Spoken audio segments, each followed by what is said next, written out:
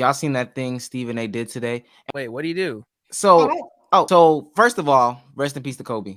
Yes. Today is the 2-year anniversary of his child, everyone else that was in that crazy helicopter accident. We all know. I think we all remember where we were. Yep. We all remember how long we cried for it. And everybody put out their tributes. You know, Sage has a Kobe jersey on at this very moment. Yes, sir. First of all, rest in peace to Kobe Bryant. What Sean is referring to is Stephen A. Smith essentially, and they do this, put out a video, if I'm not mistaken, somebody correct me, put out a video going at other players in an attempt to praise Kobe. I watched the video. Some of the video tribute on Kobe Bryant's, legacy made by ESPN. It seemed like it was narrated by Stephen A. I don't really know if he, how much input he had on the script. But the original the whole premise of it is just a tribute to Kobe Bryant. So there's a certain segment where he goes just essentially disses other NBA players indirectly, talking about how a player that doesn't sit out games, unlike that there will go a player that doesn't sit out games for their personal reasons, that wasn't Kobe Bryant. A player that doesn't care, or a player that only cares about championships, and they would show I'm about to say, mind you, the video is showing these players. What? Yeah, for the first example, they deadass show Kyrie and Ben Simmons on the screen, and then the second one would be Russell Westbrook on the screen. And that's fair. A player like that. This is from that ESPN. Wasn't Kobe Bryant. It's literally on ESPN's YouTube channel. I checked it up.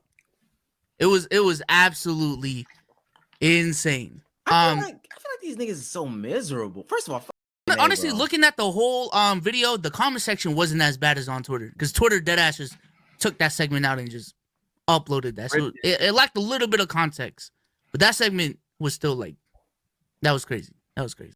Did the remembering Kobe Bryant on the second anniversary vid? Mm-hmm. 4 minutes. All right, I'm definitely gonna watch that 100%. I feel like there's before we talk about it, I just want to say I feel like there's this weird time in just I say media as a whole, and I'm talking about whatever media or medium that is.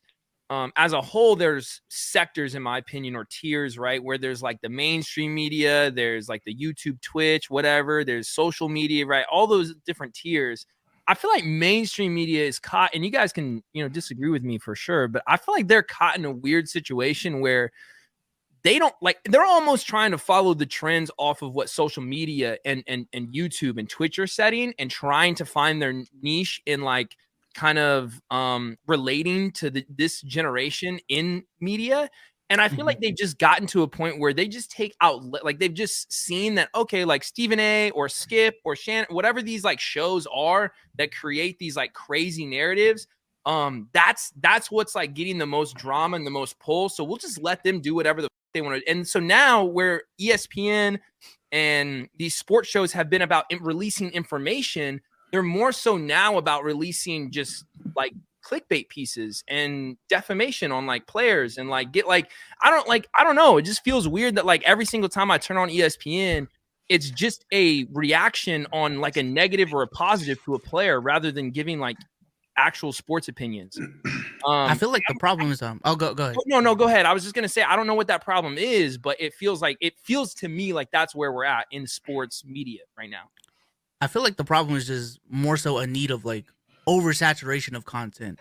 Whatever niche you in, there's so much demand for how much content the consumer wants. Yeah. Whether it be on streaming, I gotta stream 7-8 hours straight or some shit to really pop off. On TikTok, I gotta upload every single day a piece of content to grow my platform. On YouTube, it wasn't too long ago where once a week was I'm uploading consistently. Now it's I'm not uploading 2 to 3 times a week. I need to ramp it up. Same thing with ESPN, House of Highlights, especially on Instagram. They dead ass post 4 to 5 times a day. Stephen A is on on air 8 hours a day. At some point, bro, people are bound to slip up.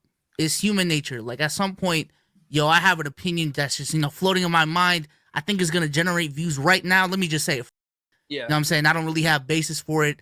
maybe it's not the most sound take, but like right now, live on air is gonna make for entertaining content. So I'm gonna just spew it out.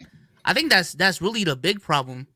The need for just so much content. Like even Netflix, you think, it'd be something like, yo, a new Netflix original is out. This only happens like once a month. No, there's dead ass like a new Netflix special every other day, which is insane. Is Like, that you think- dangerous? to a degree, yeah. What ESPN is doing? No, I'm just saying like what we're all, and this is kind of getting bigger than I had hoped, but I'm just saying like the reality of like what he's saying is true in the stance of just even for me and my channel, right? My Twitch channel, like I feel like I sometimes get more views in the later hours of the day or in weird times where it's not traditional for people to be on or whatever, and it's this need of constant content. Like people are in need of constant content, bro. Like motherfuckers aren't going to sleep at like 9-10 p.m. anymore, up at 3 a.m. and they don't have a shit to do with content. And it's like our entire world is like so concentrated on like there has to be something for you to watch. Like that's got to be dangerous at a certain time like point or type shit. Yeah, because even for my case, like with NBA YouTube, at some point I've made so much content on my channel, and I'm a person that doesn't like to recycle content as much as possible. I'm like, yo, I'm dead ass like running out of ideas to the point where I'm not gonna lie, some videos I probably might have stretched my take, cause I just needed a video idea to go out that week. So for me, I definitely think it's a problem, but at the same time, it's like it's human nature. You know what I'm saying? If there's a demand for something, someone has to fill in the supply. So if you're not gonna do it, someone else is gonna do it, and you just gotta adjust with the times. But yeah, personally, I mean, I have to see it, but based off of what I've heard about the video and the reaction I see in the comment section to a degree, it is essential. For disclaimer, the chances, well, no, I'm not even gonna say the chances. Stephen A, whoever spoke on it, clearly didn't edit the video. It clearly some kid that probably has the opinion sized it. Cool, but I'm not excusing Stephen A for phrasing it in that way. You can say things without like for example, you could say Kobe wasn't lazy, but you'd be like, Kobe doesn't take time off for personal reasons during a all right. You know who he was talking about. Like who are you talking about type shit, right? So it is a little bit like, yo, you could like praise somebody without cutting somebody else down, and I just feel like that's all media. Didn't oh yeah, he have beef with Kyrie as well every day, man. Every day. Me and Bezos have to unfortunately watch a lot of First Take, and like a lot of the segments. Anytime Nets are up there, Kyrie Irving finds a way in. Like they'll be talking about, yo, James Harden's really alone right now with the Nets with KD not playing. And they're like, yeah, well, Kyrie should be playing too, but like we know, bro. like we 100% know Kyrie's supposed to be there or whatever. It's just weird. Again, we have to chop somebody else down to make somebody else great. But yeah, I'm not surprised by none of it.